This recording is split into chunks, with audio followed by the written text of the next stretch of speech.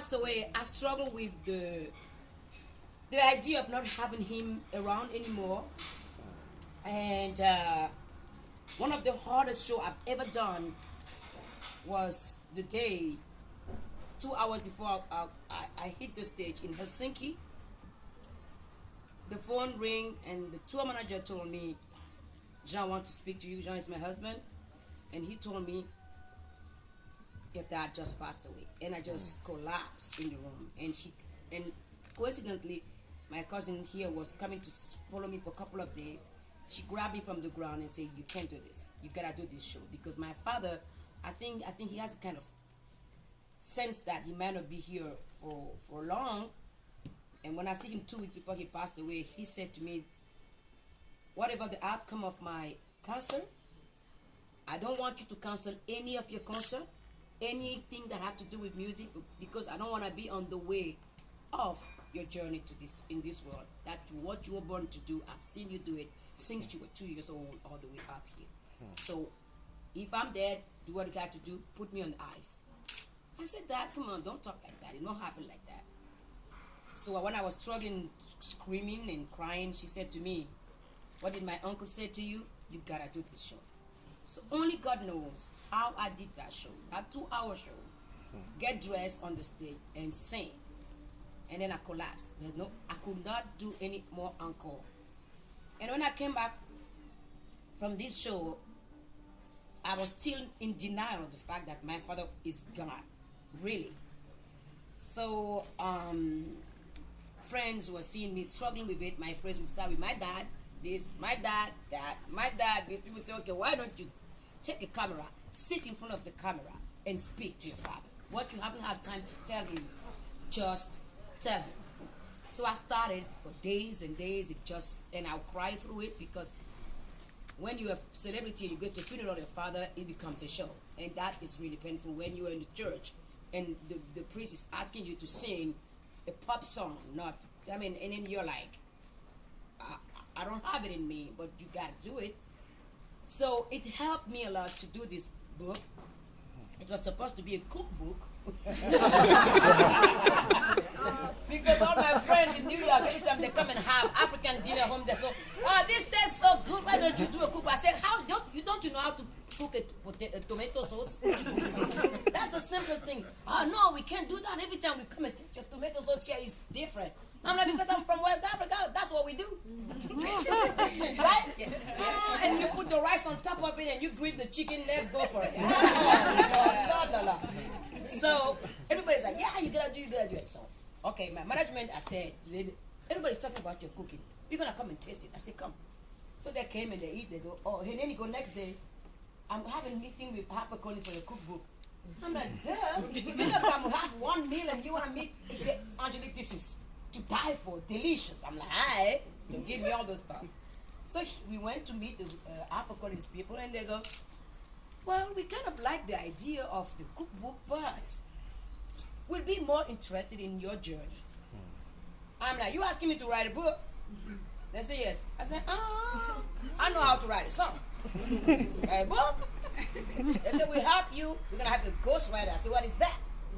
Somebody's going to help you write it. I said, somebody's going to be in my head. They said, you're going to talk to the person. So it took 3 years. Wow.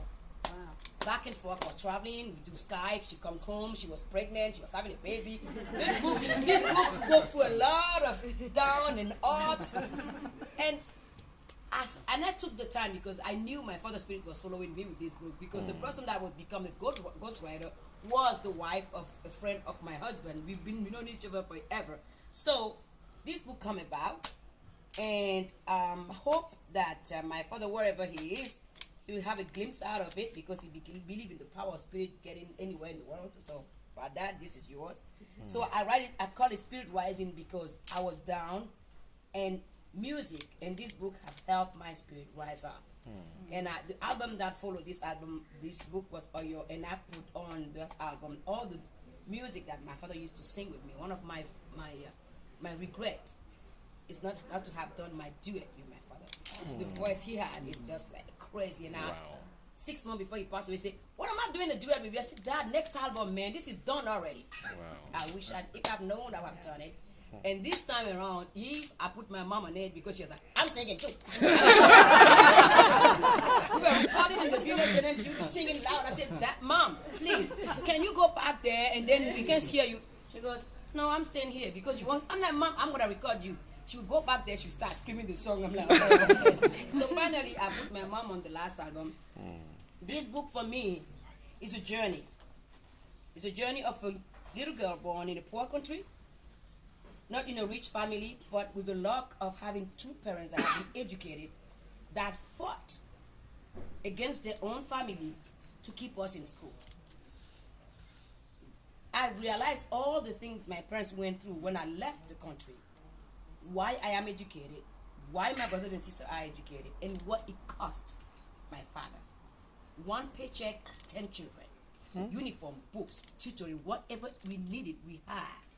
If he has to make a loan, he make the loan. And I remember I had flashback of my father standing against his own cousins. They would get into argument, heated argument, trying to convince my father that they have a deal with the old man in the village and they already married us. And my father said, they are not merchandise, get the fuck out. Oh, yeah, sorry. Oh my God. You know. And my father said, no one will come to my house and tell me what I have to do with my children. I don't come to your home to tell you what you gotta do. You can call me any kind of name you want. They call him white guy. He say, I'm blue too, and I'm green, and I'm red, and I'm white, I'm all color. What do you want? You don't come here and tell me what I have to do with my kid. So I can't thank enough my parents to have been such an inspiration in my life to become who I am today. The value that I share, the universal value that we all have, that we share, is something that was really deep rooted in my education. And I don't believe, absolutely not believe, that the color of somebody judge and define the person. Stupidity is universal. That's why we are all brothers and sisters. And I don't believe anyone that would tell me today, you are succeeding because you are African. No, I work to do this. And my father always said, don't come back to this house, ever, and tell me you failed because you're black, because that's the first time I'm going to slap your face. So this is the lesson that I learned that I want to pass on to everybody here. People that have kids, people that are going through hard time. Hard time is part of life. The person that never suffered cannot know what life is, what life means. My grandmother always used to say to me, and many women also in the market, in Benin principally, they would say to me, sometimes I'll be complaining, say, don't complain, man. You give us headache complaining about this and that. I'm like, but it's hard sometimes. And they will always tell me, it's okay to fail. It's okay to fall. But what is the most important thing is how you grab yourself from that ground. You build yourself back up, and how you project yourself in the future. What you can do with your capacity and what you have in your weakness too. Because without your weakness, there's no quality in you. So that's what this book is about. We can fail, we can fall, but we always rise. It doesn't matter what skin color you have, it doesn't matter what language you speak, it's human. Thank you. Thank you. Wonderful.